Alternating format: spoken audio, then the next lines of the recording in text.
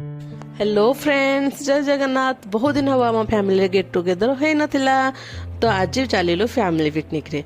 व्यस्त बहुल जीवन भितर फैमिली को कहीं ठीक से टाइम दे पारे नथांती, तो मझिरे मझिरे समस्ते एकाठी होई भोजी करबा को काहाक बा भल न लगे। फाइनाली आसी पहुंची गलु रामचंडी रे।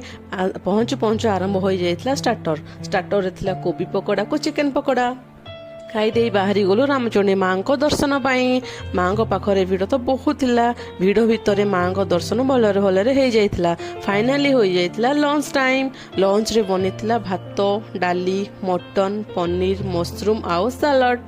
2 प्लेट मटन देखिए आपण माने भाबुचंदी कि मु ढोली बोली नाइ मो 2टा जाक प्लेट आम 2 भणीकर थिला।